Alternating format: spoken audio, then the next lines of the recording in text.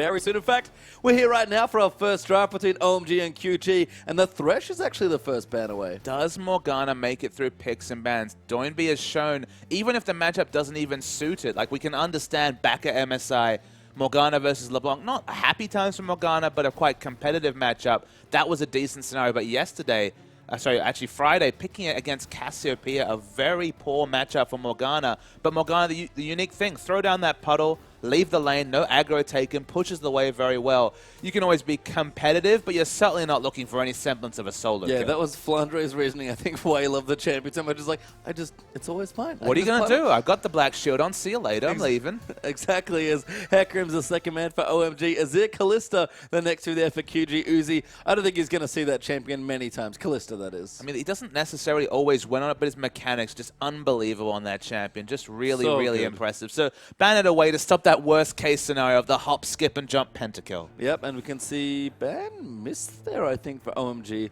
May have been a penalty there that we weren't aware of, but no third ban there for OMG means that QG going to look to see what they want for their last ban here. Jungler's paradise so far. Yeah, no jungler's ban. I mean, Rek'Sai's a decent ban on the red side if you're QG just to take it away, but plenty of options available for the last one, and the inevitable first pick as Maokai is actually the last ban. So the whole jungle pool is available. Screams Gragas or Rek'Sai first pick. Not really sure where Zhuezhui will go. The Gragas was definitely the better of his two performances on day one, so Gragas first pick, I would say, will be likely. He's just mousing over a few picks. Mordekaiser, Ashe. This is actually 5.8, so no reworked Ashe just yet, and that will probably be disabled on the next patch. So a few weeks away from one of your favorites hitting the Rift. A lot of things being open. Wow, Gnar is the first pick. And that's a new champion, I believe, for Xiang in the top lane. So going to be taking it away. Gnar first pick, a fine first pick as far as I'm concerned. Very flexible, decent matchups across the board for the most part. Especially with Maokai ban, I think it's reasonable. But we'll see what happens here as QG having some fun with their first few picks. But we've seen a lot of our star priorities. Sivers seen some picks there. And of course, the big one, Rek'Sai, is still open. Rek'Sai is the strongest champion in my estimation available. Gragas is right up there depending on the comp that you want to run. But there's no rush to lock in a jungler because look, maybe Rek'Sai's a hair's length ahead of Gragas, but you'll be happy whatever you get. Wow. LeBlanc, Alistar, they get both the burst assassin and the best support at dealing with this assassin in the first rotation. I like the Alistar a lot. We've seen lots of teams go to that as a first few pick. It does leave Sivir open. They instantly pick it up along with Gragas to OMG, but Doinb's got a new champion and Morgana didn't get banned. But Zhuezhui gets the Gragas, and more importantly, Uzi picks up the now 14-2 Sivir. Sivir comps this whole year. As soon as Uzi joined the lineup, it was only really Sivir that seemed to promote lots and lots of winning for OMG. Their win rate on that champion looked so much more comfortable with that pick. Looking over on the QG side, maybe going to take the Irelia into Gnar matchup. We've seen it once so far this weekend, and Irelia was able to win, but there were multiple things helping Flandre get that matchup over the line. Casting your mind back to the LCK final, you can see that this matchup has started to warp maybe towards Gnar with excellent itemization like the new Black Cleaver. I feel like it'll move towards Gnar more and more, but if you get enough lane swaps, if you get enough shenanigans going that Gnar has to build for the team fights, there's always that point where Irelia can use level 7, level 9 and Trinity Force to overcome the pesky little Gnar. I think Koro did it in the MSI final as well, so there's definitely contention on both sides, but Rek'Sai, Irelia, the picks for QG. My big question is, how did Swift get Rek'Sai this late here? But Orianna's going to get locked in. Nautilus will join it for OMG, and their draft already, it's done. So much early power. We've got LeBlanc, Rek'Sai, very strong ganking duo in the mid lane. Excellent lane to gank in the top lane with Irelia with the Equilibrium Strike. Alistar again provides CC in the bottom lane. If there's a lane swap, roaming Alistar and Rek'Sai is CC train central coming through to multiple lanes. So a lot of early power. Doesn't mean that their late game is going to fall away either. It's this unique situation that we seem to be placing on 5.8, where once again, the last pick will be 80 carry. Yeah, that's 2 games in a row, at least quite a few this weekend actually as well. And Graves is the pickup there for Mid-game TNT. central. Yeah, I mean, QG, we talked about them being an aggressive young side. That certainly showed in their series against LGD. I have good news for you QG fans out there, and there's probably a lot of new fans after what happened on day one. QG are not slowing down at all in this series. And a lot of the LSBO experts told us that, look, if it gets to the late game, if they can't snowball a lead, it's not necessarily QG's late game team Welcome fight. back for our first game between OMG and QG. It's an old school Chinese powerhouse up against the upstart newcomers, and QG start 2-0, OMG 1-1 unfortunately for them on their first week of the LPL, but Uzi's back with the big winner Siva from this week, and we're going to have a pause just to slow things down ever so slightly. QG, their aggression must be contained somewhat. And QG, they play their own style, they're all about aggression, and they pick for it. They definitely know what a game they win looks like, and they don't try and flatter to deceive. They don't try and counterpick. They pick their own comp, and they try to win with. That's usually the sign of a strong team. If you're spending your whole time counterpicking or respecting your opponents, you're probably giving them too much credit. Play your own game, and this is an OMG lineup that isn't necessarily to be feared as much as previous lineups. On paper, looks so strong at the start of the 2015 spring split. As far as we know in the 2015 summer split, they've got a lot to really prove. Yeah, they do, and I think we'll have to see both these teams really step up as the season moves through. Very exciting for QG, of course, and OMG, a team that everybody loves to see win. But I have to say, kind of looking through Cool and Doinb there, QG at least have the hair game locked down, because Cool's hair, you could see that it was like a mop almost. It was a shrubbery. It's just the hair central game. You already called the first team. You backed yourself into a corner and said they were the boy band, and then the real boy band came out with the sick hair. I mean, there was lots of people on Twitter confirming the same thing. When you see that big squad shot of the QG, they all know what they're doing. They do. I mean, you know, cleverly designed marketing strategy there and some pretty cleverly designed strategies as well. So, have been a fun team to watch so far.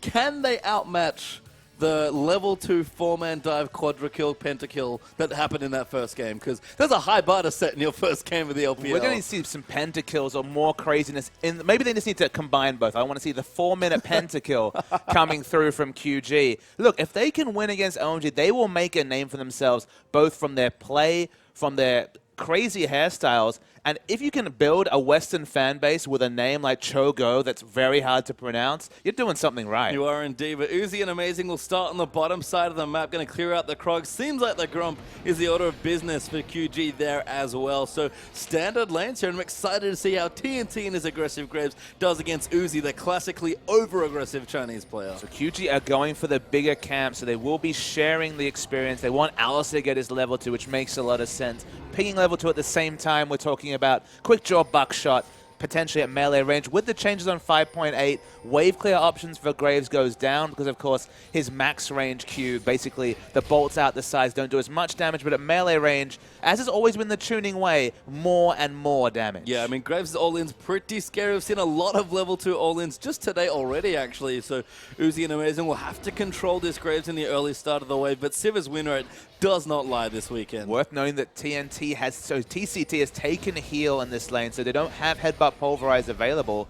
They know this to OMG, so the aggression is very measured from OMG. Might as well go in aggressive because they don't have to worry about that huge mini Malphite ultimate. And Uzi, as always, will force you to fight for every CS that you want. And you can see pressuring aggressively, keeping a CS lead. And Uzi, he doesn't matter if he wins by, 2 or 20 CS here. He just wants to have an advantage over you. Swift is mid lane very, very fast. That is early there. Maybe looks for the flash. No, just forcing the cleanse from Cool, but Swift, if he revisits in that situation again, Cool's dead. I thought he might even look for the flash. Between the cleanse flash would have lived, so probably smart to hold on to the summoner spell. Gragas just went for the much more passive choice of just completing all the camps he had available and didn't take the Scuttle Crab, hasn't even taken his second buff. It would have been unanswered aggression in the mid lane. And speaking of aggression, Swift's not done. No, Swift is never done, let's be realistic. Right now he's going to visit his blue buff, but you have to think he's going to look to gank another lane. It's just very, very present. His pathing is really impressive because his pathing gets him a similar amount of CS to his opponent, but also navigates him towards the mid lane, gets a gank on the route as well. Very, very impressive players. We're going to see the debut of Xiang on this NAR. Yeah, V actually playing Aurelia as well. Going to get some good trade damage in. In fact, Doinb's roamed up at level 3. Really fancying a kill. Goes in, finds a chance. Can he complete the tether? No ignite. Couldn't get in range. But what an aggressive roam by the mid laner. Super aggressive roam. Crucially, even if he'd ignited, wouldn't have been enough damage. Didn't quite have the burst. Was about an auto attack away, but would have just died to the turret in that particular regard. I like the front footness, though. He knew that Orianna was playing so defensive with cleanse down and with Rek'Sai already showing pressure in the mid lane. Free roam. Gets a summon, doesn't get a summon as well, gets a lot of pressure, and now draws the teleport out of Xiang. And Doinb, really smart play on top of that as well. I think kind of played a mind game there as V just dives back in onto Qiao. Damage going to come through. Nah does have his summoner flash up, but not the teleport after that. And Doinb's actually back to CSing. I think those extra potions paying off there. And V's showing no respect whatsoever to Xiang's Na by maxing W first, not even putting a second point into Equilibrium Strike. Usually with all the CC and the amount of space you can open as Na, you'd expect an Equilibrium Strike for just any sort of equalizing traits to the Aurelia, but he's looking for kill pressure. Yeah, Uzi though continuing to farm nicely, and Swift's back here. Cool's going to get nailed by another tether. Swift comes in, finds the knock up there, and Cool's forced to flash. This has just been repeat city, and the jungle pressure between Zhuezhui and Swift has been night and day. Zhuezhui always on the back foot, where Swift, as we expected in this matchup, always trying to make things happen. And Swift still ahead in CS as well there, so like you mentioned, still pathing intelligently, taking his ganking windows very well, despite how narrow they may be. And the bottom lane's fine, but that's the only lane that doesn't feel under immediate threat right now. And the important thing to conclude for the viewers is there's no excuses for Zhuezhui. He's on a ganking jungler also in Gragas. Both these junglers have the options of being flexible and either farming or ganking, but he's just finding time to gank and farm at the same time in a very even pressure matchup. Swift's actually counter-jungling now as well, so deduce correctly that Zhuezhui is on this side of the map, so goes around, just takes away, I believe, the Grump and now the Wolf Camp as well. So just with the Hunter's Machete, this Rek'Sai's done so much work, and Cool might be in trouble once again. I think he knows what's coming. Does get the knock-up, chains will land, ignite down, and Cool is finally dead. First blood to Doinb. And that is the culmination of 6 minutes of jungle excellence and pathing from Swift. Doinb deserves a lot of respect as well for finding time to go top, but QG, a 6 minutes of masterclass from both the jungler and the mid laner. And I believe both the Korean players of the side there, the mid laner and jungler, Correct. much like Qiao and Rookie, showing a lot of synergy early on. I mean, impressing me even more than Qiao Rookie, to be honest, which is a big thing to say given that they took the KD rolls to Arrows to the OGN finals and an OGN title in 2014. Qiao and Rookie had a lot more practice and a lot more showings in the LPL, but just from the limited tape, Swift and Doinb deserve to be in the conversation. Looking good so far. Here is V, also with a bit of extra pressure. Has got a Phage already in this matchup. 10 CS up as well. Qiao, the new top laner here, used to be a mid laner, played support for OMG as a sub last split. Maybe going to struggle here in a matchup because V is just pressuring so hard. And look, he's picked a counter matchup that, again, we've said has gone kind of both ways. But it's against a player who's new to the role, so he's just confident that I'm just going to dominate you. That's why he's gone Phage. He's happily put multiple points into his W. He just doesn't think that Xiang will have the mechanics, which is a kind of a dangerous precedent, because if one thing Xiang had in his Syndra or Morgana days was mechanics, the all-in comes through and Xiang can't do anything. That actually might be a kill. Qiao does have his flash, but doesn't need to use it. But the pressure's relentless here from the Aurelia. Crystal and Flash charge. Going to charge up a bit more of that mana, and Zhuezhui not even level 6 yet. Swift is level 7. And he still has flash. He does indeed. Going to keep going in. Find Zhuezhui. This actually might just be a kill. Gragas can't do anything at this stage. Does get the slowdown. Prey Seeker not going to land, but that blue buff's gone. That's a crazy, crazy move from Swift. He went in with no vision whatsoever. He knew he'd either find a buff or find an underlevel opponent, but 2 levels? Crazy. I mean, both his laners in top and mid are ahead as well, so Swift, it looks crazy, but he just felt so safe. They picked the matchups though, Pastry Time. Na should be winning the top lane, but this is probably just more of a skill differential, at least in top lane, between V and Qiao. Doinb's got the more aggressive side of the matchup in mid lane, and they've spent so much time relentlessly ganking, blowing first. Cleanse, then Flash. Now Cleanse is back up, but the death has already come through. So both lanes winning, both lanes reacting with CC. It's a jungler's paradise, but it's only for Swift. Look, Swift deserves so much credit here because that invade works so wonderfully when you've got 2 lanes ahead already. Sure, V got ahead because he just played well in a matchup that's fairly skill intensive, especially in early levels. Cool's been conditioned to sit in this spot in lane. He is never leaving now to stop you if you enter the jungle. So Swift spent 6 minutes basically conditioning Cool to do what he wants, and now he's got complete free reign in the top side. And that's both the matchup and just the play from Swift. So yes, it's absolutely a 1-2 punch that has caused Cool to just be a complete non-factor in the mid lane. It's reminiscent of, say, a Syndra versus Orianna matchup where you might feel like you're going to be assassinated on rotation. He can't even rotate halfway down the lane to pick up CS. Such has been the pressure from Swift. So yeah, when you have strong lanes, it's very easy to be an aggressive counter jungle, but they've picked for this scenario. So they know what they're good at. They pick for it. And so far, 10 minutes in, they've executed as well. I think Swift might actually be coming down to the bottom lane next, which would be, again, a very smart play given what he's shown to OMG already. But Uzi holding fast in the bottom side. Both backs coming through from the AD carries actually have merited them some early BF. So it's Uzi with a pair of boots, so a slight lead there. But Shui level 6 now, but potentially caught out with the Tremor Sense. I mean, one word we don't usually talk about when we talk about Rek'Sai is snowball. But the thing that's actually snowball about this game, unfortunately we don't have, yes, we do have on the for a second on the screen there, is the mini-map. He actually has tunnels in both the enemy blue side jungle, his own red, and his own blue side jungle. It's level 8 at this point, I believe, as well. All this is aggressive pathing, and obviously using the tunnel off cooldown every time means that his global ability to globally react is huge. But man, that collateral damage was massive. TCT, though, gonna go down there. Amazing gets the next kill. TNT, great flash to dodge it, but a massive team fight means that OMG starting to take over. Swift's gonna fall as well to Uzi, and that's 4 kills to 0 as V. He's stuck in the top lane with his teleport. Yeah, the 5-man roam down bottom. Unfortunately, missed the starting action of that, but it's been massive for OMG. Undoes a lot of QG's work in the first 10 minutes. We were talking about flawless execution. Something obviously went awry as a huge amount of advantages, and suddenly a 2-0-2 Uzi emerges at 10 minutes. Yeah, Doinb, I believe, caught in transition. In fact, we're going to see it again. So we're going to see the replay coming through. Amazing is just engaged on 1v3, but it's 5 members have committed here, and as far as I know, Aurelia doesn't have teleport. We can't tell for sure. The first kill is picked up. You might think they'd stop going in, but Xiang is building up his Naba at this point. He's getting it higher and higher. Still doesn't have it, but they're so tanky, and they have 3 members who can tank Terra that even after the burst, they continue to engage, and this is where we caught up to the action. As long as they tank the turret smartly, which is never a guarantee, but QG managed it 2 days ago. OMG doing their best QG impression, nets them 4 kills. Very nice dive there and gets them straight back into the lead. Actually, Qiao, though, going to find Doinb. That's not who you wanted. Aurelia going to follow through. Needs to time this over for the hop, but Qiao, too much damage. Good distortion, though, gives Doinb the kill. Just good spacing and use of the skills. Doinb was just waiting to see if he tried to bounce over the wall. Happily picked up the kill. OMG going to try to answer with Dragon.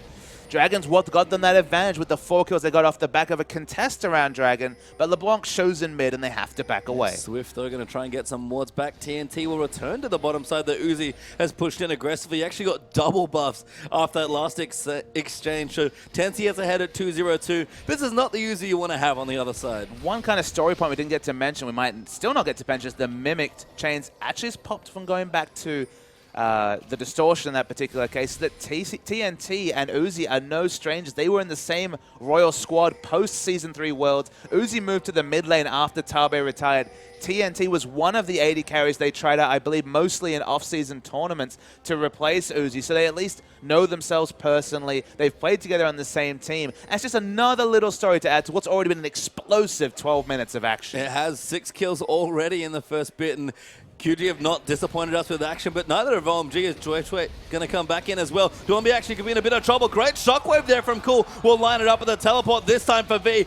That jungler is dead as Gragas goes down, and Swift claims that one. Yeah, teleport came through, doesn't even get a kill assist in that situation. Was looking necessary in bottom. Yeah, Uzi going in aggressive, but TNT on the graves. Just a bit more power in those sort of duels. QG games bring action, if nothing else, Base Jam. They're behind in the kill score, but 600 gold ahead, mostly because of the top lane matchup. As expected, the seasoned top laner in what is traditionally a counter matchup, doing very, very well. 30 CS is the advantage for Aurelia over Nah. Yeah, got a dagger and an amplifying tome, interestingly. So kind of split the difference on the Sheen and the Zeal, but we'll be moving in towards that Trinity Force fairly soon. Swift going to clear out the ward there as well, so continuing to get vision around and trying to, again, keep that blue buff in his control. It's crazy to think, but actually Amp Tome and Zeal is probably the most damage you can buy with 2 components. You don't need the mana at this point if you're just going for all-in trades. The crit strike gives you situational damage, but even though the Amp Tome is only, what, a 0.5 ratio onto the E and then a small ratio onto the ultimate,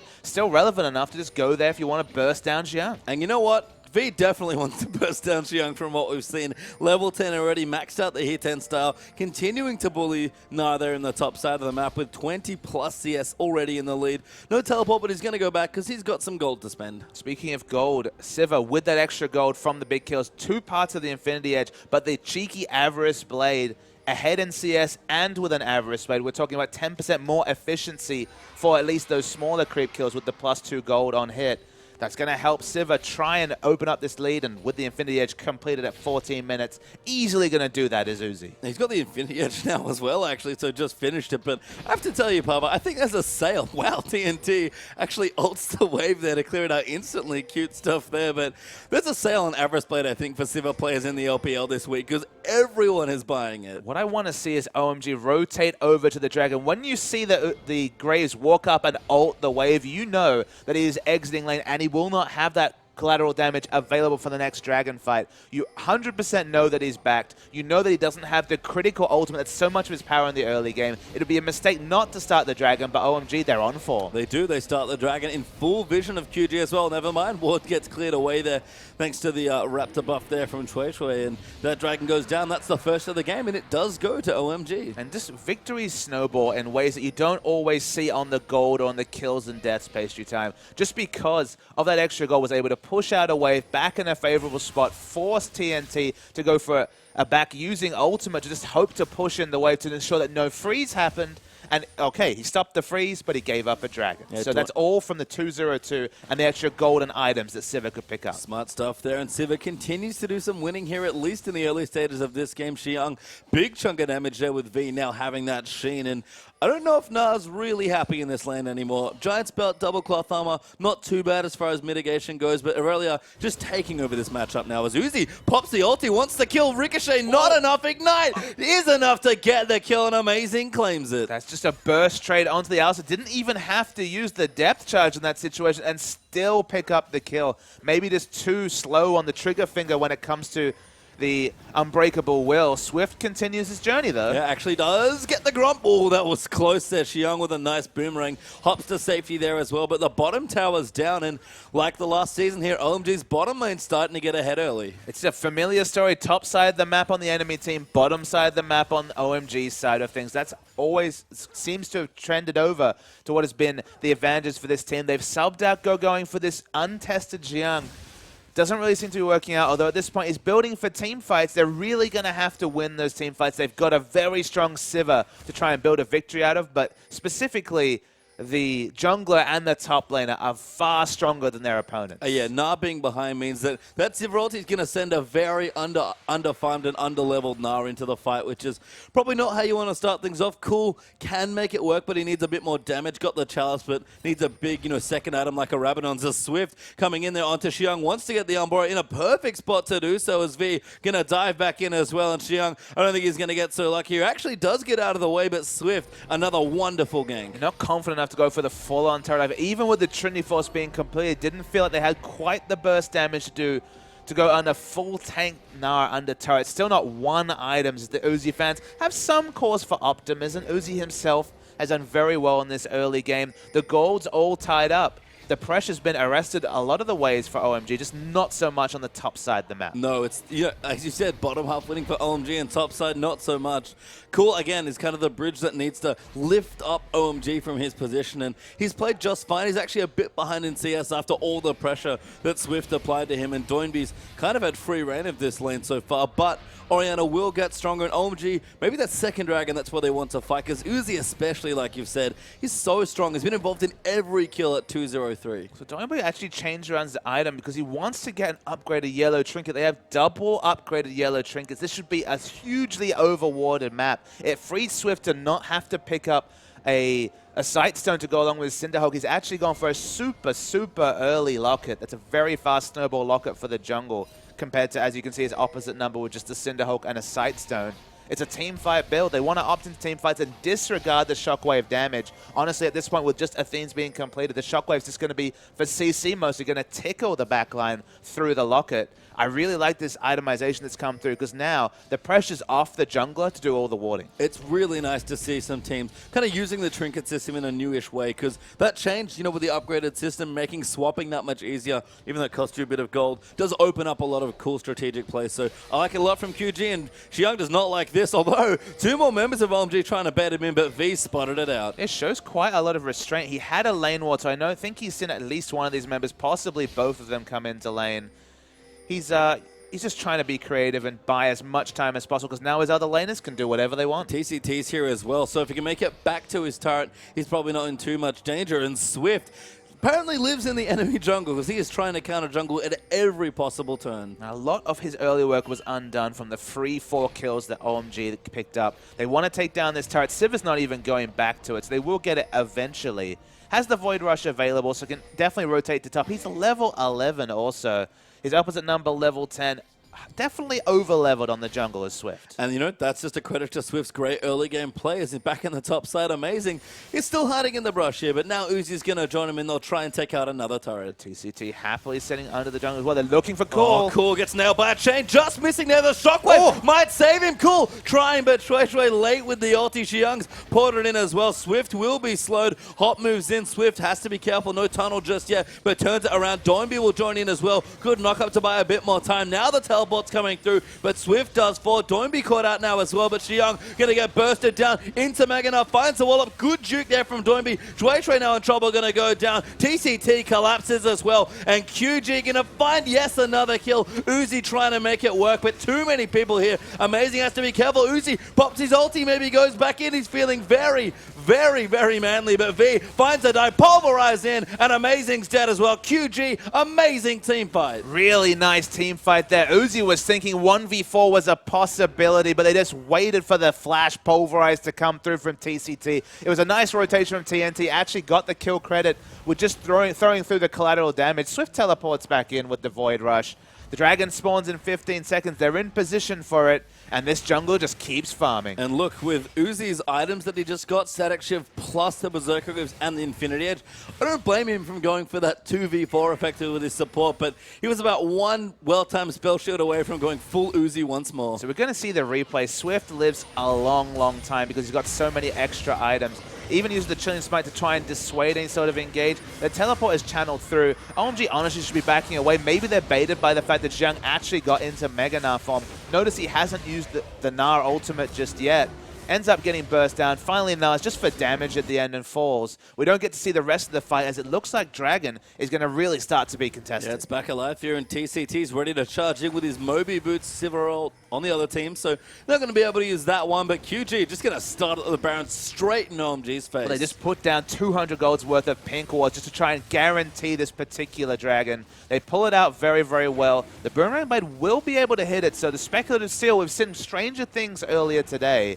To slow Dragon, they want to make sure they don't let it re-aggro. They're releasing it there as well, so very smart stuff. We'll take it away, and that's the first for QG, so equalizing that objective up 2-1 in turrets there as well, and about 3,000-4,000 gold ahead. So OMG, still plenty of wiggle room here, but Doinb going in, gets Shockwave as a result, body slamming there as well. Xiang coming in, massive Gnar back, but his dust just now dies as Gragas gets the kill. TCT gets evaporated by Uzi, and they are diving well and truly under this turret. Swift, the next target, may just live here because he's so tanky good. Lock it there as well at the end. Uzi throws out the boomerang, doesn't quite get it, and TNT might just have to ult the wave again. Doinb made the unforced error. TNT though. That's too deep there. Hook lands as well. Amazing. Very strong skill shot play there to clean up the AD carry, and that tower's dead as well. A big misstep for the newcomers. Just too cute was the play from first Doinb, and then at the end TNT. They did not need to put themselves in position to die. Just let the outer turret go down. You would not have lost a second, but the second will be the result. That's a big win for OMG, who have been struggling in the objective game this game. Yeah, equalizes the gold pretty much there as well. Only 300 now between the two teams. Finally cracked the mid turret's important as well, and Uzi once again 4-1-3 on this Siva, leading the charge, and we keep talking about it. Siva's win rate looks to be only going up from here. The rookie mistakes, they weren't apparent in the series against LGD, but they're finally starting to come through here. If anything, over-aggression seems to be the big issue, or the big teething problem that QG might have coming into the LPL. On the one hand, it serves them well. Aggression can get yourselves into situations where you can win games that otherwise might have snowballed away. But over-aggression is what cost them a couple of turrets and probably was the large stimulus for that turret dive that got OMG the first 4 kills on the board. And now QG have to really start worrying about the items from OMG. Aegis done there for Gragas. Randy and Zoman completed there for Xiang's Gnar. The Rabadons is now done for Cool, and Uzi's only getting stronger. Even Nautilus building a righteous glory is not too far off that pickup as well. So QG's items aren't bad by any stretch, but that big team fight potential that OMG were looking for, they're now enabled to actually look for those fights now. Yeah, we have to come back to the comps when we talk about their items. While their items are slightly ahead, it doesn't really matter much when the scaling is only going to get better and better for OMG towards the end of this game. So the only thing you can really hope for from QG is just say, okay, we're competitive at this point. We're slightly ahead in gold. It's mostly a wash in that particular situation. We just need to refocus. We can't afford to lose any fights from this point forward. There's always a tipping point. Usually it's going to be maybe the Sorcerer's Shoes into Void Staff for Orianna, just so she starts doing relevant burst damage to what is a mostly squishy lineup coming through from QG, especially to magic damage outside of the locket that's been picked up by Swift. QG have picked a mid-game lineup. It's the mid-game now. They certainly haven't got themselves the lead they might have thought they had when they just relentlessly pursued into the mid lane to knock down Cool and really take him out of this game. Everyone's started to find relevancy except for maybe Xiang on the side of OMG. And with the Sivir ultimate, you can always go in. Yeah, amazing. Just finds an ulti actually there. TCT maybe now caught a great ulti there from the Gragas there as V gets knocked back in. He dives in onto Uzi, but Orianna takes him out. Now TCT might get caught out. The ulti's still ticking, but it does not last that long. And Shui Shui gonna get the next kill. That's 2-0 OMG. And OMG are playing very basic League of Legends. Group with Sivir, press the on the hunt and get picks and acquire kills. They're looking to try and actually force action onto this Baron. Assertive Barons are one of the reasons Master 3 looks so good. Doinb though. Doinb sick. 1v1. No, doesn't quite kill Uzi. The collateral damage tries to find it, but Uzi somehow lives. Prey Seeker not going to be lucky there either. But that does leave OMG off the Baron. It does take OMG off the Baron. It's still very successful move coming through from Doinb. I believe already had his death cap at that point. Now adding an extra Needless Large Rod, going for by far the most damage on this LeBlanc build. Will have wave clear options and also solo kill potential,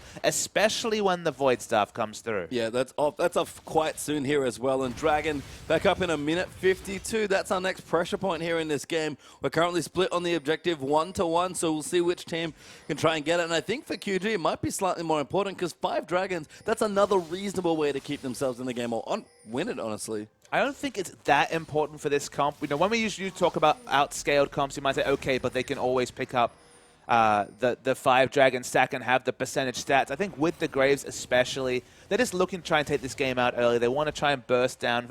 But they're basically fully burst related in fights, whether it's LeBlanc Graves or even Aurelia's damage is mostly going to be about the burst coming through from the Trinity Force procs. Burst comps will naturally fall off in the late game compared to sustained damage. So they need to get the objectives now, and they're going real aggressive onto Amazing. They are, but the ball zones them off there. TCT trying to find a line in, but takes a big chunk of damage as a result, and QG going to get completely denied. I like that V was split pushing down the bottom. I was surprised he didn't do it early, but that teleport's going to undo all of the pushing. It teleports up. Now it doesn't have the ability to teleport into a fight. Xiang will be the first person to pick up a teleport, as his will come off cooldown in about 2.5 minutes time. Xiang, again, still just has some of the parts of his team fight build. He will not be a split push threat. He has definitely been outscaled by Aurelia this game. Whether that's an important factor or not remains to be seen. And that was part of the reason why I was surprised V was sticking with his team so much. I understand he wants to fight. He's strong in trades. He can CC people, and there's a ton of burst damage. But he's one of the best ways for QG to get themselves a lead in this game is by forcing pressure to his side of the lane. But instead, he stuck with his team, and they just couldn't find the fights they wanted. That's a fair point. This situation where Na just can't stand in a lane with the Aurelia and not get chunked out.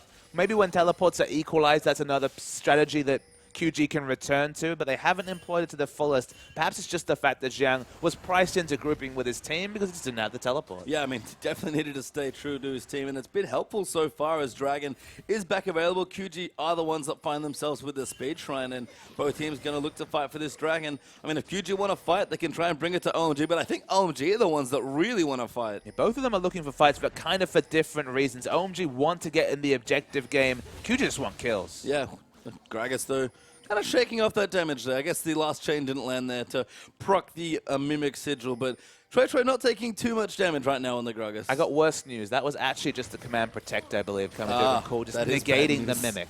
I mean, Rabadon's, that's part of the reason it's so good on Orianna. You get a lot from that flat AP. Swift might try a steal, doesn't look for it though. Instead wants a flank there, finds Uzi potentially, but just a prey seeker. They're getting a bit of vision. Uzi now realizes that Swift might be a little too close to his team, but OMG, they back away slowly. They pick up the objective under the noses of Swift and QG and don't even have to worry about a fight afterwards. And as you mentioned, maybe just happy to fight with the Last Whisper and even a Negatron cloak completed from Uzi. Probably going to be the QSS you'd have to think, but even even has the backup after the biggest amount of damage with those triumvirate of items of a bit of extra magic resist to deal with LeBlanc's burst. And between the Orianna shield, that Negatron cloak and the spell shield, not a lot of kill pressure onto Uzi coming out of Doinb. Yeah, we can see the other reason that Cool's shields are so strong right now. He's actually skipped Boots 2 and gone for a second need to see that draw after Death Cap. So a good prey seeker there from Swift will spot out OMG's little brush gank, but Cool is so good at protecting these carries. There's plenty of mobility, good disengage options, decent engage options there as well. OMG's team comp really coming up now. Xiang's about to have his teleport up as both the top and bottom lane minion waves were pushing for OMG. So they've once again culled them very well and find themselves in great spots. Irelia might want to go down bottom to attend that wave, but doesn't have teleport for a good 2 minutes at this point. So really has to be careful with her position. Does indeed. And TNT actually sort of out in the open here, going to clear out a couple of waves, doing decently on the item front, but not quite up to the last Whisper just yet. And Uzi, it's not a Q assist that he wanted to turn that Null Magic Mantle into. It's actually a Spectre's Cowl. And there's a Bilgewater Cutlass. It's a lot of power. Just a lot of gold he was holding on. That's, I believe, 700 gold to finish the Spectre's Cowl and then a 1,400 gold purchase of the Bilgewater.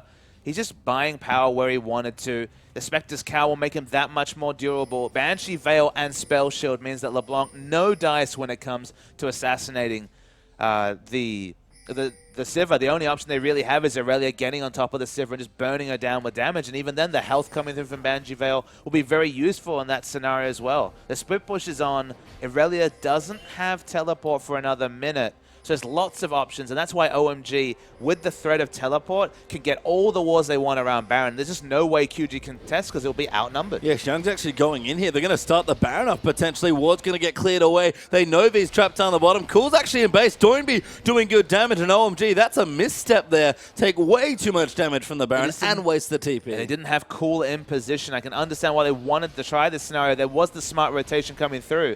Xiang's caught, takes a burst, and it's half his health. Yeah, good damage though, but Cool does come in with a command protect to keep him safe. Did finish his Zhonya's, which is why Cool was back in base, but OMG, you have to play these fights a bit more carefully. I mean, the Zhonya's could be an important factor. You never really know because the ball position, how it interacts with Zhonya's. Then you have another second for that Cool cast time of the Shockwave. So Shockwave always going to be the most notable factor of a team fight involving Orianna. The builds are coming through thick and fast. Graves hasn't shopped and purchased in quite a long time. He will at minimum have a last Whisper if that's what he wants to purchase when he backs. Well, TNT has hit the recall button. Going to head back to base, and there's his last Whisper. Does sell the potion, gets a couple wards, so apparently nothing else apart from that. Okay, so he still has a lot of power. Still going to be mostly about burst. Going to be hard to really get a lot of auto attacks in as a 525 range carry against an Orianna, who doesn't really need to use that ult for initiation, have multiple other initiation options on his team. And if you just hold on that cooldown, Graves, more than most AD carries, has to respect the ball because he doesn't even have the spell shield like one of his fellow short-range carries, Sivir. He just really has to be on the ball when it comes to avoiding Orianna's damage. He does, and V, knowing that they're around the Baron area, it actually does come back. QG might want to force a fight. Had his teleport up available, Xiang does not have his, so QG can commit to pressure in other lanes with the Irelia if they so desire, but level still wanting here for TNT, especially once that level 16. Going to be there relatively quickly as he's about fifth of the way through that progress, and just looking through for that. Items across the board looking decent, but both teams at this point almost waiting for the next dragon. Items in the advantage of QG, composition in the advantage, and AD carry in the advantage of OMG. So it's really a fine line between a team fight win for either team. I feel like a pick needs to happen for QG before they win a fight, but you just look at the difference in items. The junglers is probably the clearest example there. Cinder, Hulk, and a Locket for both of them, but then a completed Randuin's the case for Swift. It's basically a Randuin's ahead of his opposition compared to just the 200 health and the wards provided by the Sightstone. The items looking wonderful for QG, but again, engineering a pick when the wards really have come down for OMG is going to be difficult. I mean, just the CS values between the junglers as well. Swift has 160 plus CS already, and Choi hasn't even cracked 100. So Swift, again, strong ganker, very aggressive, but great pathing as well. He's put himself in a great situation. It's probably the reason the gold lead's fairly close, only 1,000 up for OMG right now, but Dragon's going to be back soon, and Swift, all that gold in the world means nothing if they can't find a way to close the game out. That's the question. They need a pick, I think, on paper, preferably onto Cool to be able to win a team fight. if Orianna is able to freely auto and move around the ball with command attack, it's just so hard for QD to navigate all the threats that are on the side of OMG and win a fight. They have great wards around the map, some defensive, some offensive. We're waiting for a point to fight over, and I guess the next dragon is the most obvious point of call. Yeah, both teams waiting pretty patiently here for the objectives. Xiang, Mega Knight form, has a Banshee's Veil now actually to go along with the Chain Vest and his Randuin's plus the Ninja Tab Eye. So going to go back, maybe spend some gold, but needs to stack a bit of rage up moving in for that dragon. Shui Shui clearing minions out as well. Cool also with his Sock Shoes now, so even more damage coming out from that big shockwave. But again, team's just going to set up for Vision. OMG moved to clear it out, and QG had some good setup wards right now as well. Swift was being donated the farm in the bottom lane. That's one of the unique factors. Maybe taking a page out of EDG's book and giving Swift a bit of extra gold, like is often the case with Clear Love. His purchase after he had those tank items we spoke about, the Locket, the Randuins, and the Cinderhawk, actually the Phage. So maybe it will be Black Cleaver from the jungle that we kind of wondered about but have never seen. So maybe even damage carry potential coming out from the jungler. Now you can see, teleport actually coming through there for V. So going to zone them off here. OMG don't quite want to go in just yet. Dragon getting low. Swift will return to try and smite it away. Good hook though, lands for amazing. Massive knock-up though from TCT. Now in TNT getting dove in on the backline. Ulti's going everywhere, but Doinb dives in. Almost takes out Cool with a flank. Zon is his pop. Xiang though with a massive ulti. And OMG just going to clean it out, but Doinb diving back in. Uzi flashes out of the way, and TCT, the only one left alive, and not for very much longer. They did not respect the Orianna ultimate. Triple Orianna shockwave onto all the damage dealers, led into the world's best Gnar ultimate against the wall from Xiang. It all lined up for him. It didn't require any savvy mechanics like Koro's. So they pick up all the kills. They walk over to Baron, and OMG, it looked pretty dicey for them, but the moment we came out of some of those technical issues, they've really burst forward. Yeah, going straight in onto the Baron now. Plenty of Baron damage left, especially given that QG won't be in the area to contest it. Do have to tend to some of these side waves. QG have done a great job pressuring those, but Baron's going to go down. They'll go back, spend their gold, prune those waves, and look to push. Just a lovely wombo engage. It felt like QG had options to deal with it. TNT, for example, dying with his flash available, actually was just on the corner, just on the tip of the shockwave radius. He might have thought he was safe. He certainly was not. Swift Void rushes back into the Dragon Pit. Might be able to take down this objective. It'll only be 2-2, but at least it delays a possible 5th dragon further into the game. I mean, equalizing dragon is fine. I think QG are right to take it, especially if they gifted it like this. Don't want to die, though, and teleports are coming in. TNT, an obvious target. Xiang going to run in. Banshees comes through. Sivir ultimate pop. Shui Shui looking again. Finds a mini-stun into the wall for V now. They'll slow him down, and Gragas so sticky when it comes to CC, even with the Aurelia passive there. Good stun coming in. Good wallop, though, from Xiang. So many stuns. The shockwave to secure the kill. They do get it, but Uzi off to the side. He's in trouble, and it's amazing, actually. He gets picked off by Doinb. Now OMG going to keep moving through. Doinb a bit out of position, but he's trying to find assassinations. OMG frontline do not take damage anymore, page time, between the Gnar and the Gragas. You can see the swigging that cast taking no damage. The fight continues. Oh, good pulverize there for TCT, but Uzi far too tanky and too much peel. TNT going back in. Uzi, great spell shield there coming in. TNT's going to go down, and Doinb finds no way back in. It's one of the reasons we no longer see Graves in the metagame. Just doesn't do damage to these frontliners. Doinb's doing decent chip damage to the Gragas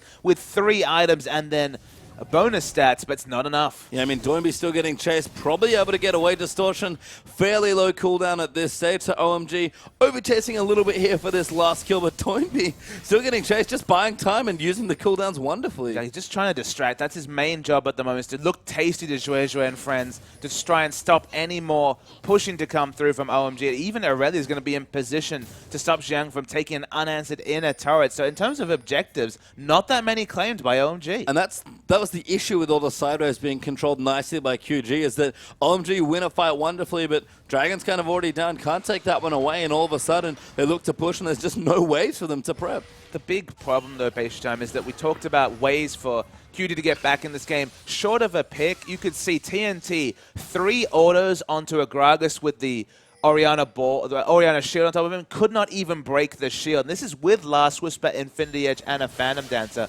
Graves is not going to do relevant damage, is so prone to being caught in the radius of Shockwave.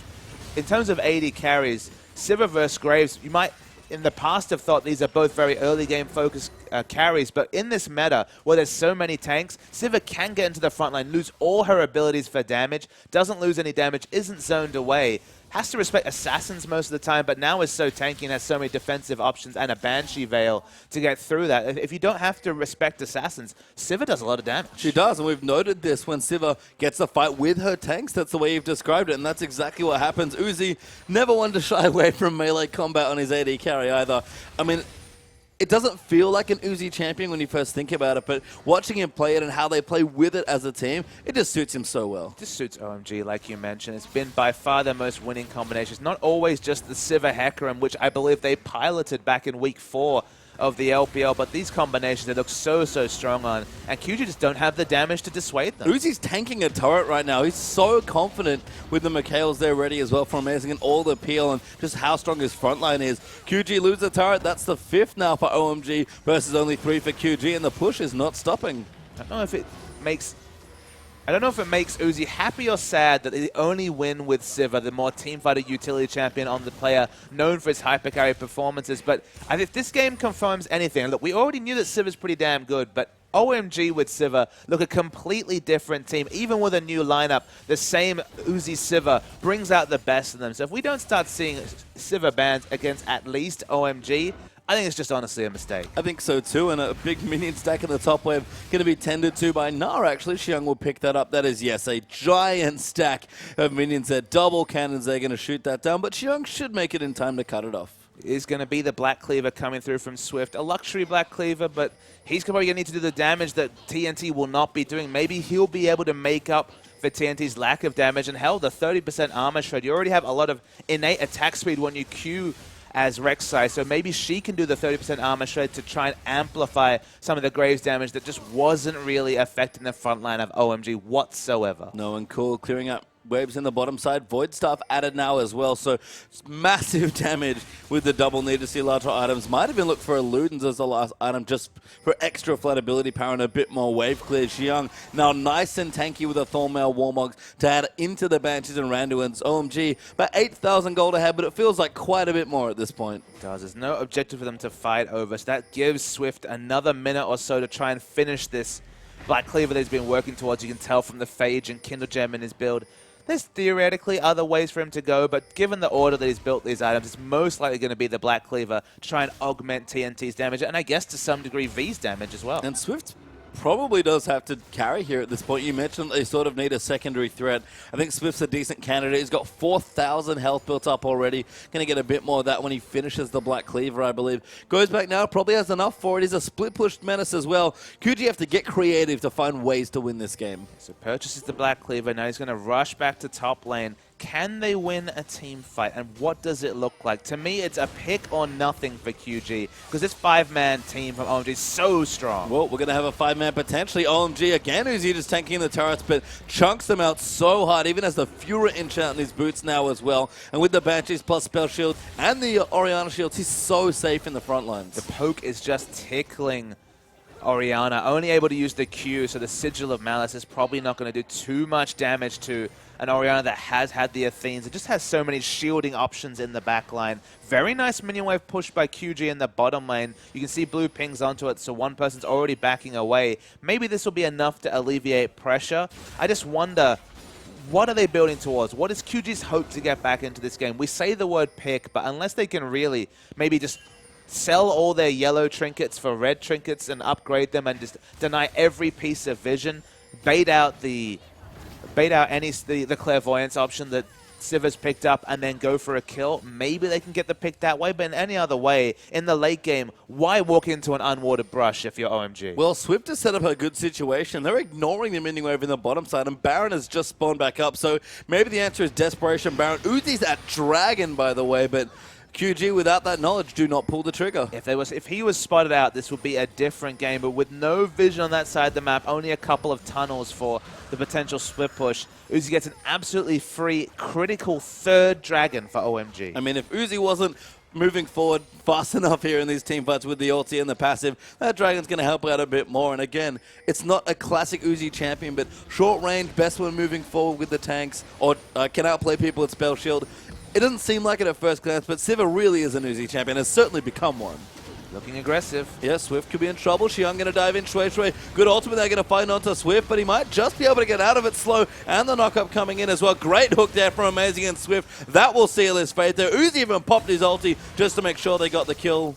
And now Doinb actually could be the next one in, but cool. Going to zone them out with the ball, and OMG will stop Baron. Doinb has the right idea. It feels like if he can burst out the jungler Zhuezhué, then he'll be able to stop the Baron pressure, except this jungler is super, super tanky. Even has Orianna shields to ride upon. 6,000 health. Doinb is the only option here. He has to try and steal it. Goes in. No, Gragas does get it. Ulti onto TNT. Shockwave looking for it. Cool flashes over. Everyone's over the wall there as well. Hooks landing in. Gragas somehow gets a double kill. Xiang now going to chase in onto V. Try and chase down the Aurelia. Bit of a futile thing potentially. Mega Knight is there. Oh, no, did miss there. So Xiang not quite ready, but they'll just push down the mid lane. Yeah, not getting valuable practice is Xiang. It hasn't been about Xiang whatsoever this game, but he will still be on the winning team. QG did a lot of things right, but honestly, their own aggression has outdone them in this particular situation. Specifically, Doinb in the mid lane, using both his Mimic and his Distortion, just liberally for no reason whatsoever, disregarding the multiple members from OMG. Disregard OMG at your own peril. Yeah, and OMG looking stronger now. TNT eats a Gragas ulti.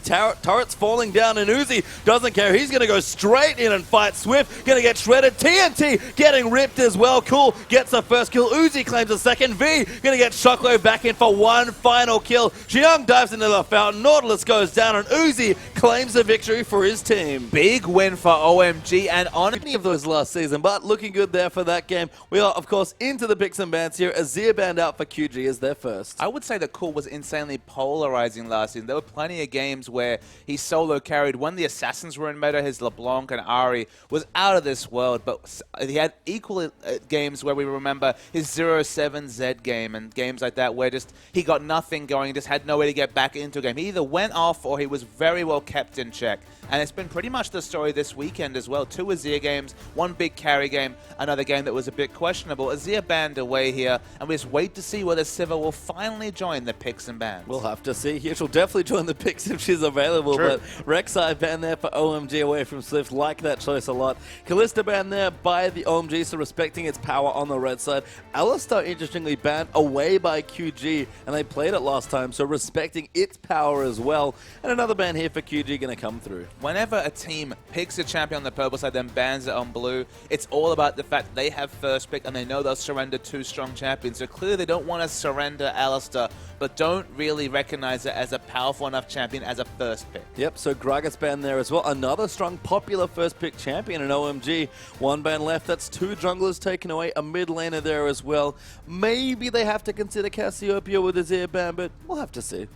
Waiting to see what the final ban is. A lot of discussion between the coaching staff and Xiang as to who should be the final ban in this Champions Pick. 6 seconds left. They go with Nidalee, almost a placeholder ban. Of course, Swift does play jungle Nidalee. It is a carry jungler, but I don't feel like it necessarily needs to be on the ban list. I mean, I think with the Rek'Sai ban, they were just like, well, we'd rather throw another ban at your jungler because he's so good. But I agree, it's a bit of a weird one for OMG. Makes some sense given how strong Swift was in that game. But QG, they've got to consider their first pick here. I wonder if they were considering Nidalee because this is taking quite a while. And Maokai makes a lot of sense if that's what they want. Maokai being available is definitely Xiang's most impressive performing champion. Has been Maokai. Maokai doesn't have too many special mechanics to talk about. Only really the Twisted Advance can be an impressive spell, so it's a very reliable champion. You can always go into the Hecarim or Gnar for a skill matchup to some degree, but it's locked in, it's very reliable. Xiang trying to do a Koro, at least mousing over the teleport Smite Mundo, which has been seen in competitive play by Koro, as I mentioned at MSI,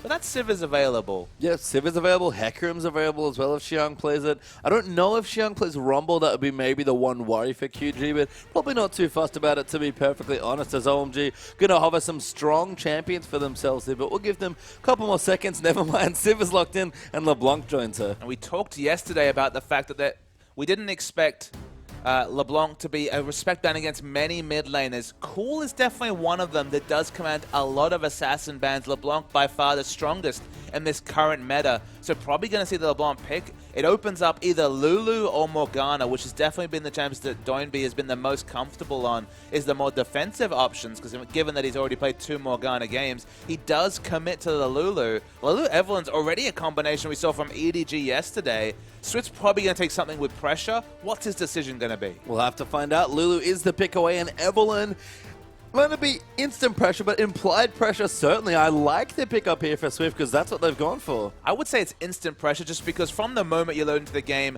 you're really playing around things. Tricked. Wow, I believe that was a 0-second timer that just warped into a So Sejuani. That's completely different. I mean, Eve morphing into Sejuani, not something I thought we'd see. There's Hecarim Nautilus as we catch up a tad here, but yeah, I mean, Sejuani, a very different champion for Swift, not that aggressive at all. Well, then you'd have to say that the pick and ban strategy from OMG has come together because they banned 2 high-pressure junglers that are in meta and forced Swift now onto a more passive jungle. Of course, you can make ganks work as Sejuani, but it's so much harder. And now suddenly, the risk of playing a champion like Hecarim is that much lower because it's not a Rek'Sai. There's not a ganking jungler available to punish a weaker laner like Hecarim. TNT locks in Vayne. Morgana's going to join her as the support, you have to think. Maybe. Could still be a mid laner for Doinb, so they have some options here. Maybe Doinb prefers the Morgana into LeBlanc matchup. They're both fairly similar. He's going to be safe no matter what here. But Vayne, as we've said, Vayne into Sivir are always tricky, especially against a player the likes of Uzi. The only person that has pulled it off so far this weekend was Kid on day 1 against World Elite, was able to undo Mystic Sivir with the Vayne. So given the win rate, maybe the fact that it's been participated in one of the 2 victories makes it a viable choice. They're left with a jungle choice actually at last pick, so definitely not been about hiding picks. It's been taking what's powerful and dealing with the results. Nunu will be the last pick. He's got strong lanes. He's got a strong mid lane to deal with. So definitely going to need pressure from Cool to get any sort of counter jungling going on. And it's not the Evelyn matchup that we talked about being a decent matchup for Eve. It's definitely the invading early game jungler against the late game powerhouse in Sejuani. Yeah, I think smart stuff though for OMG as a last pick as far as junglers go. Pretty low pressure in most of QG's lanes, which is weird given how much pressure they had in the last game. Second game between QG and OMG. Oh my god, currently find themselves up a game here against the young new team, and QG, after all their success on Friday, hoping to not get 0-2'd or 2-0'd in this situation. Qiao Gu going for a very aggressive invade. Already spotted out, they would see it that the ward has been matched to OMG, so they're aware that there is a couple of members of QG on the top. So maybe don't know about the 5-man stack. QG gonna invade another area. Nunu's watching out, gonna find plenty of enemies. And unsurprisingly, whenever we see a Vayne, what's the first thing that pops into our head? Say it with me. It's lane swap. Absolutely, and that's always going to be the consideration. But they're ready for a lane swap. They've already got the teleport smite advantage. So what that gives the Hecarim is that in a lane swap, whenever the freeze comes through, just leave lane and go and pick up camps. And it also means that Uzi can start pushing, force the lane swap to end, and by the time that all happens, and Vayne will not be able to equalize a push and take a turret with anywhere the same impetus that Uzi can on the Sivir. By the time that's matched, Hecarim comes out, got a few jungle items, and basically is flexible to do whatever he wants. And I think that's the big reason why Vayne just isn't that effective in the matchup. She doesn't fit that many comps. Theoretically good against tanks, but very hard to pull off as far as execution goes because you're so fiercely single target. And you know what? They don't even need it at this point because OMG kind of take a guess and they're actually going to get the 2v2. I'm going to say that in this particular comp, it's better than some of the previous Vaynes we've seen. So, for example, the last time we saw a free farm Vayne, it was Vayne against an Azir. And the big thing about Azir is that Vayne can't tumble to avoid that Azir damage. There's so much AoE happening between the multiple Sand Soldiers that one tick will be enough to take her down. In this game, if you manage to avoid the tethers or avoid LeBlanc, and that's easier said than done, obviously, there's less AoE damage, so you only really have to respect the threat. You have to hope for your tank line to really keep LeBlanc in check and then respect the threat of the Hecarim. Do those two things, and there is that slight potential of Vayne going off in a fight. That's true. Here is Shui going to clear out his first camp here. It is the Wolf camp. He'll take it out as Doinb taking a bit of early damage there from Cool, and with both starting Crystalline Flask, they can afford to trade blows back and forth, but standard lanes, he just flipped upside down, and Uzi, you could see already, hits level 2 and zones TNT completely off the wave. Okay, but at least plenty of respect coming through from QG. They're happy to seed lane advantage. I think this is a matchup where there's no ambiguity about it. You know that when level 2 is hit, there's nothing you can do as QG against Sivir and Nautilus, especially with so many different options. Swift joins their lane very, very early, and they get a good chunk of damage onto Xian. I like that a lot. Has the red buff. Lots of good CC, actually, even at level 2, especially if you land the Arctic Assault. Xiang, especially without an escape summoner and maybe without devastating charge. We've seen a lot of smart Hecarim ganks early. Qiao, I think on Friday, was doing it from IG as Cool. Dives back in for a bit of poke damage, but Again, just really wants to pressure the Lulu. And the Sejuani, no interest at all in picking up a second buff. Might actually be 3 buff by the Nunu. Already walked over casually to steal away the QG blue buff. Going to be hard for Sejuani to invade onto red. Being ever present and being spotted out by a pink might lead to a casual 3 buff by Nunu. And Swift again going to pay for a bit of aggression here. His aggression in the early stages of game 1 was fantastic, but he's lost so much already. In fact, Shui is lucky not to take the Gromp there as well. He's actually got bound as well. Great condemn coming through from TNT. Swift going to follow in there. Uzi going to try and find it. Swift does come through. Teleport as well. They're moving in. The Black Shield is enough, and Swift claims first blood. Now V finds his way onto Amazing. Glitterlance here from Doinb as well, who's also joined in, and everyone joined in the top lane, but it's Swift that gets first blood. And if they hadn't have had to use the teleport, it would have been complete success. As the result comes out, Hecarim's able to push in the wave, so V loses a bit from this, but that's one way to pick up your blue buff, and that's to kill the Nunu and reclaim it back. And I thought Hui had such good early pathing there, but a little too much on the Gromp. A great rotation there by the Vayne Morgana as well, and I guess that's one of the weird things. You don't usually expect 2 people in your top lane. That's something that Nunu understood. He was just too aggressive. Take the blue and get out. Gromp, really giving your life up for the Gromp is not a worth trade if you're Nunu. He didn't have to do it, and he paid for his over-aggression. He did indeed. Is Uzi going to clear out the waves with some Ricochet here? Amazing going to come through as well to help him out. And little low on mana here is Uzi. In fact, Vayne's kept reasonably competitive in this lane. The assist will help out there as well. Looks like TNT might be backing off here because it's just a bit too much aggression coming through, but goes back and gets an early Vamp Scepter. Things starting to look up for Vayne. Pushed out the lane as much as a Vayne can against Sivir, but it's just, you know, nothing much you can really do. Morgana's putting down the puddle off cooldown to try and keep it away, but going to be easily pushed under turret. There's no way you can control a wave against Vayne, and that's why it's Vayne against Sivir, and that's why it's such a good lane for Sivir. And you can see all that CS means Uzi now with a 38-23 CS advantage as he goes back for his first shot and gets a pickaxe now. So going to continue applying pressure, and pretty slim gold lead so far, but it's just the back timings that have really benefited OMG's dual lane. And it's also benefited Xiang, of course, has had his teleport, just used it to get back to lane quicker, and now Maokai double Dorans, but behind in CS. Of course, has a much lower items floor when it comes to being relevant, just wants to really work towards that righteous glory, so him being behind in CS maybe not be a big problem on paper, but there is the outscale potential coming through from Xiang, who's been able to get more CS than expected in a 1v1 lane matchup against Maokai, and Swift is going to try and make something out of what is growing to be a poor situation for QG. And Swift continuing that aggression. Looked wonderful on the Rex side. I like that he's doing it on Sejuani. It's not, you know, the most expected thing. It's amazing. It's a binding TNT. Going to get good trade damage down. Doesn't commit to the last Silver Bolt proc, though, because Uzi always threatening on the Sivir. It's the Vamp Scepter. So Nunu, again, going for a very aggressive move. I believe Swift doesn't know, but very much suspects the Dragon's being started. So watched it out. No opportunity to pick up a Dragon advantage for OMG. Yeah, realizes he's on top of a pink ward there as well. Starts auto-attacking it. Maybe a 1 hit or 2 too late, but probably wouldn't have got it anyway, but does at least stop the Dragon attempt. A lot of CS coming through from Xiang. Has 48, has the highest in the game on Hecarim. That's usually a bad sign if you're QG. It has to be a bad sign here. We've seen what happens to especially short-range carries like Vayne, like Kalista, when Hecarim can get going here. So Uzi going to try to do what he can. Good dodge actually there, and a great boomerang blades to pressure. This is the one thing I love seeing the good Sivir players do, is push in aggressively with Ricochet and then just constantly poke and just cut off options and harass them under tower with your Q. And even with more reposition opportunities, TNT is the one that's eating every skill shot, and Uzi's skillfully dodging them, so their health bars. Vamp Scepter's 10% lifesteal, but it's not that much. It's what? At the moment, it's 9 health on hit, and Sivir with the pickaxe just has all the options in top. Yeah, Shui here as well, but realizes there's not too many gank options, so we'll give it up. Maybe eats a binding there actually and gets his recall cancelled, but it's a subtle thing. But Uzi's making really good use of terrain. Every time someone hugs a wall, he throws a Q out, and it's like, well, where am I going to go now? It's a cool notice though in the area. Speaking of getting noticed. TNT, more terrain going to be problems there. Uzi going to get a kill, 2v2 in the lane. It's just 2v2 kill. No jungle involvement required whatsoever. The pickaxe damage registering.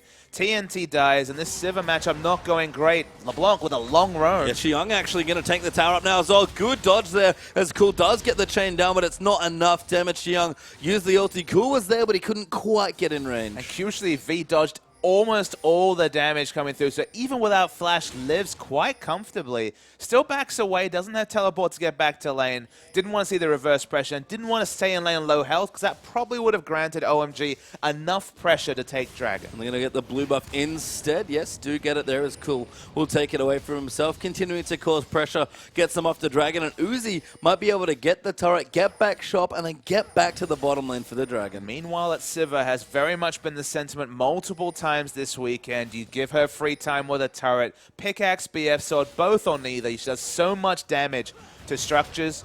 V will try and stop her, and look, might be successful. Teleport there from Qiao, gonna actually protect Uzi. Surprised they didn't commit for the turret there as well, because they actually do lose out a bit, but I guess Qiao probably knows he's in this lane anyway. Why not just teleport? Some of the teleports coming through from Qiao have been pretty questionable. He didn't need to teleport onto a minion. Now, of course, has a longer teleport timer. In fact, QG might actually get Dragon control now that they have basically 5 minutes of time and space to get this Dragon. Quite possibly. I mean, Uzi is swapping back down, so that's good. At least Qiao probably able to get the turret relatively swiftly, but I agree. Qiao, obviously new to the role, maybe going to adjust those teleport timings just a tad. Teleport is one of the most nebulous things. It was only a year or so after competitive play had monopolized teleport that solo queue started to include teleports. So even through scrims, getting teleport, the good teleport players and the bad teleport players haven't really changed. The likes of Acorn are still masters of the teleport, Koro as well, and other players have struggled to really find the best use. It requires so much communication, looking at the map rather than the solo mechanics that used to be the trademark and the calling card of top lane.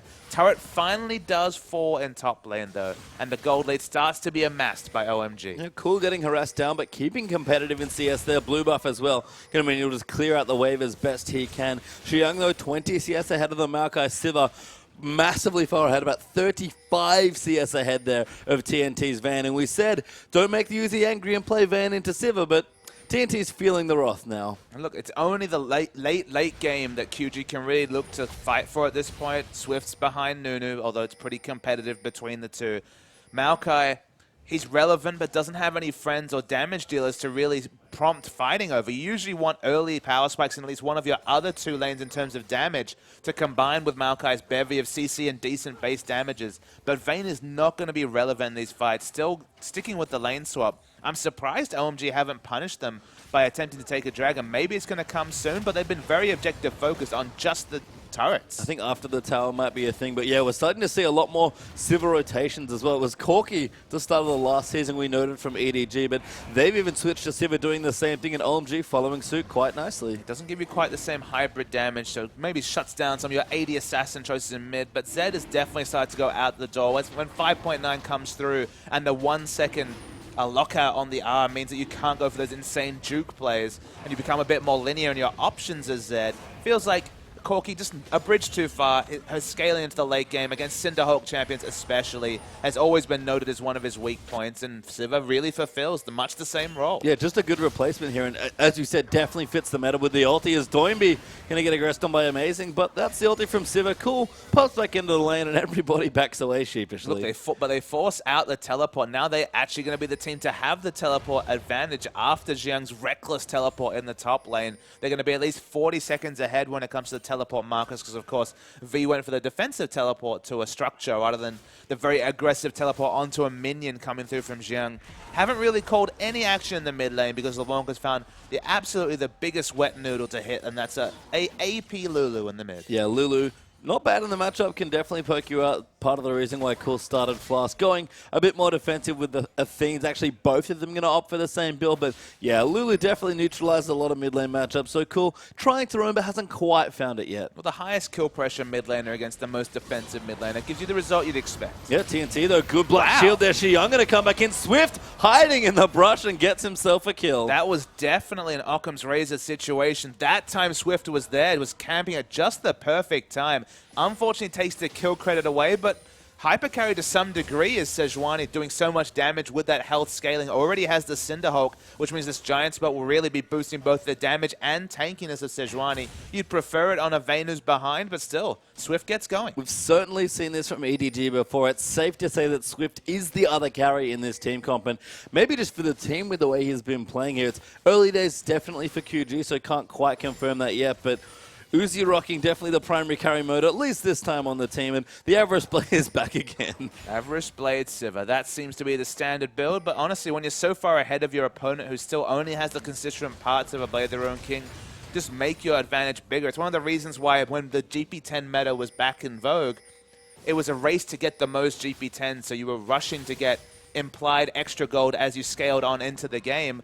It's only the single GP10 now, but it just means that the advantage will be kept by Sivir and cultivated and only get bigger. I think it's not even just a snowball thing, as Doinb is going to get missed there by the chain. Qiao Gu's down in, no ulti to chase in, has used the smite already, but will dive in. Doinb, though, keeps himself safe for the wild growth, but the tower in bottom goes down. Swift could be in trouble. Uzi's popped his ulti. They're going to try and kill the Sejuani. Huawei needs to line something up. Good ulti there for Amazing. Swift will go down. Massive Nunu ulti there as well. Maybe a bit too much turret damage. That's a flash away from Nunu. Uzi going to dive in. He really wants it, but maybe that's a little too much. Uzi going to try and find the last few hits and does get it. Yeah, V does fall. They were pressuring him mid, pressuring him bottom. Vayne free farming at the same time, but the game's being played around Vayne as if she's Nasus, and the game might be over before Vayne is a relevant threat in fights. Yep, that's a tier 2 turret in the bottom lane down as well. Uzi going to claim even more turrets. 3-1 now for his team. 3,000 gold ahead for OMG, and everything is looking good.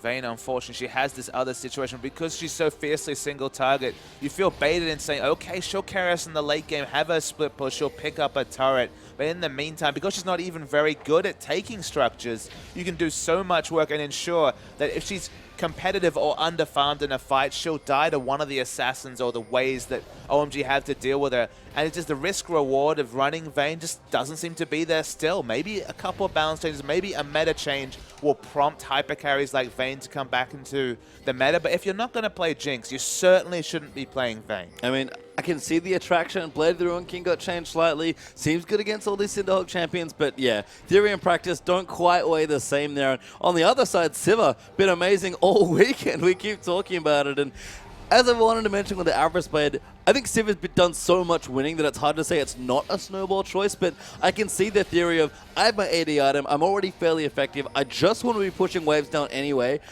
If I'm going to be hoovering up minion waves left, right, and center, why not have an Avarice Blade in that situation? I mean, the obvious answer is the same reason why you don't see Yasuo's pick up an early Avarice Blade. It doesn't give you a lot of combat sets, so it pigeonholes into wave control options. Down bottom, though, more fighting. Yeah, Nunu in trouble. There actually is going to go down. Vayne getting a much-needed kill, does take it away. Qiao Gu ulting around the side there. Cool. Carting around Swift is very tanky. Uzi's forced to flash away. Now the rest of OMG going to look to go down. That's a second there for TNT. Maybe make it 3 for 3. Does indeed. And Vayne, much-needed gold acquired. And suddenly you feel vindicated for Sejuani having that extra health. Then the wild growth as well, also interacting with the Northern Wind's damage. It just lived forever. There was nothing the OMG lineup could do. Looked like Uzi wasn't in position to fight. Was actually in the mid lane. And that's a lot of kills coming through for QG to try and get their comp rolling. And who better to pick them up but Vayne? Yeah, Vayne desperately needed gold. Just got a bunch there despite being 30-odd CS behind. Gets a turret kill there as well as a result. Let's see a replay. TNT, yes, sick replay there for the Vayne. But that's extra gold for the whole team. And TNT, Blade of the Ruined King's done. He explodes. He's had the Blade of the Ruined King during that fight. We'll go back with most of a Phantom Dancer if that's what he's looking to pick up. At least going to be the Berserker Greaves. Yep, Berserker Greaves Zeal. So a lot of immediate power suddenly going to be hitting that much harder because probably going to be mostly Silver Bolts. There's going to be the important statistic in a fight. Randuin's is the snowball choice coming through from Swift. A super early Randuin's. Sejuani's sitting on top of Sivir. If the ricochets aren't a factor because she's being separated from the other members of QG and the Randuin's becoming in that early, maybe Sejuani can do the solo job of shutting down Uzi. I mean, we talked about it. It's Swift and TNT here that are the carries in this particular team comp. So Swift, he's getting tankier, Vayne's getting more damage. That last little fight, very well positioned by QG, and Nunu, that's a bit too aggressive on the dragon there, mate. Joshua has definitely been trying to chomp up whatever he can find. He's died to a Gromp. He's forced to fight around Dragon. He definitely pushes too far in. TNT's getting a lot of turret damage. That's more than you'd expect given the comp. And Cool does not have enough damage yet to threaten this Vayne, which is the unfortunate thing. There's even decent peel with the Morgana and the Lulu as well. So TNT, understandably, feels pretty powerful at this stage. And Cool, he's almost never takes this line of build, but it's gone Athenes into what I have to assume be Merchants. It might even be Abyssal Scepter, but a very defensive build means he doesn't have much kill pressure, like you mentioned. We can see now, Q going to land in there. Cool. Dive in to clear out the wave. Uzi has just been sitting here for most of the time, but that Dragon's going to go to QG as a result. OMG want the mid lane turret, and they're not even going to get that with Doinb just sitting there on wave clear duty. Jiang's probably the big unknown variable, though, pastry time. He's the person that's won the most from all the early trades. Even though he's 0-2-0, has a lot of CS, only second to Sivir on his team. He's going to be piling the items. It's only the Cinderhulk and the Boots 2 so far, but Home Guard is 2 out of 3 pieces of what is the 3-piece pie with Trendy Force. I don't say 3-piece feast, but okay. Well, keep the food off the mind for now. He needs to finally get that item to be a threat, but it's a bit worrying. He's putting a lot of eggs in the basket of Xiang on Hecarim. Again, new to the role, a champion that really has to be precise in a team fight. They're going to trust Swift to answer Uzi. Xiang is going to be the person that needs to get onto TNT. Yeah, and OMG, I mean, Cool can do it when he gets some items, but that's a bit way off. Yeah, Swift, massive ulti there comes in, and Uzi goes back in, but TNT's going to dive through. Does get knocked up, and Xiang's going to try and make it happen. Does get Morgana. TNT diving in aggressive. They want Uzi so bad. They are going to get him. Vayne picks it up. Shui is going to go down as well. Amazing might even follow. And QG on the back of Swift's pick go 3 for 2. You need to be so careful when playing around the Hecarim. Went to dive the Vayne after so much damage had come down. TNT just flashed and tumbled past him. No more CC in the kit coming through from Hecarim. No burst damage onto TNT. Sivir dies. And Swift is making this game happen off his own back, doing his best Clear Love impression, and it's been super successful in the last 2 engages. It has been. He is trying so hard to give TNT the dream of beating Uzi Sivir on Vayne, which, let me tell you, that man may smile a lot when he wins, but it's the opposite when he loses. 5-1-2, and that's not been about TNT's play. That's been about his team really setting him up to succeed. The triple kill before. If that hadn't come through, if they hadn't made those mistakes in bottom and donated a triple kill, that team fight could never have happened. But the extra burst in power, now we're going to be perilously close to the Phantom Dancer. Uzi's going to say, well, I did so much work in lane shutting him down, and yet he's still going to show up with more kills than I have. Yeah, now he's got that Static Shiv dagger there as well, looking for Berserker Greaves. So Last Whisper, if that's his next item, is a far way away, and Vayne is powering up quickly. Phantom Nets are just completed. There's an extra longsword there as well, and all of a sudden, Uzi and TNT feel very close in gold. Yeah, that's the worrying part, is that should never be the case. That's one of the reasons why Civ is such a great matchup, is that she has so many more options. She should either push down the turret, freeze in, poke out, has poke advantage. The only thing that Vayne has the advantage of is a Blade of the Ruined King all in. That should be so much later in the lane, because Blade of the Ruined King should be slower given how hard it is to navigate lane. So when you're even with Vayne against a Sivir, then suddenly your options are pretty damn good. Yeah, and we can see this is the dueling items really that Vayne's love to build. It's the classic imp build, honestly, that we actually saw him play in the last season. Lots of mobility, good dueling potential, and amazing. Going to get shredded here. TCT does not quite finish that ultimate, but QB not stopping there as Cool dives in. Way too aggressive. TNT, another kill. Swift finds the ulti. That's a condemn to the wall for a second kill. And TNT is being gifted so many kills. You give Swift this Sejuani, you don't lose a lot of gank pressure, because, man, he was doing his best levels 4 and 5, and he is pinpoint accurate. They didn't even need the Glacial Prison to take down LeBlanc. They actually killed him during the Wild Growth and then had the ultimate to take down another pick. Baron's still fairly healthy, so the risk is here, but of course no smite available barring Xiang. I mean, the Vayne damage is pretty nuts as well, so level should be able to take it. Oh, Uzi Uzi going in. That's maybe too deep. Forced to use the ulti to get away, but that moves them off Baron here. Uzi, little suicidal, but actually might have saved the Baron. Now remember, 2-level advantage for this top laner. Xiang hasn't always had the best engages. He's made it in. That's too early. Very good bait by QG. Xiang trying to find it. Uzi wants to go in as well. He's actually taken quite a bit of damage, but it's not nearly enough, and Swift will secure the ban for his team. Uzi going in, gets the first kill. Ulti there onto TNT by Nautilus might be it as well, but TCT chasing him in cool, finds his way back in. Uzi cuts back for another kill, and Baron goes down, but OMG get 4 kills. What an insane fight coming through from QG. Swift gets the hell out of dodge, but no one else manages to. So Baron is now negated on 4 out of 5 members. Worthy would type in chat, given how dire the situation was for OMG. Only Uzi and Xiang fall. Great delay tactics. QG were looking very smart delaying the Baron, but it delayed their own demise. And Xiang Got a Frozen Heart up now, so going to be even tankier. Hasn't quite found room or money for the Trinity Force, unfortunately, but we'll get there eventually. Hecarim does need to power up really to that 2 or 3 item spot, it feels like, but he just hit the W after driving into that Baron and lived for so much longer than QG thought he would. Understandably, given his lack of familiarity with the role, going more for the tanky build, not relying on himself to be the solo kill threat with the Trinity Force. So the Trinity Force either not going to come or going to be much later. Maybe just a Spirit Visage going to be the next pickup. This is fine. A lot of the Korean Hecarims move away from the Trinity Force just because the risk reward sometimes is off. If you don't get the burst damage on the priority member, you spent 3,700 gold on not very much. So it's not a bad purchase coming through. And we're just waiting to see the items. It looks like more damage. Bloodthirster seems to be the next pickup for TNT. Yeah, it's sort of like Baby's first Hecarim. It's just a much easier way to shut down the Vayne. Frozen Heart is not quite bursting someone down with a Trinity Force, but it's going to do a lot of work, and you don't have to do that much work. I mean, it doesn't have a lot of CC in his kit. A lot of the champions that build Frozen Heart have CC that they're getting on shorter cooldowns. The 40% CDR makes them a bit more survivable. Oh, the 20% from the item, but moving towards 40% makes it more survivable because, of course, the Spirit of Dread Spell Vamp is available more often. The Helicopter Hecarim will happen, of course, because the Q's already on a very, very short cooldown. He's bought the Phage, though, so he's going to throw us to the ringer. It looks like Trinity Force will come eventually. He's just going through the insurance of the Frozen Heart. Yep, Dragon, though, will go to QG very quickly there as well. Too much damage there from TNT, and a good smite from Swift keeps that in favor of QG for now, and Giant Spurt building up for Swift.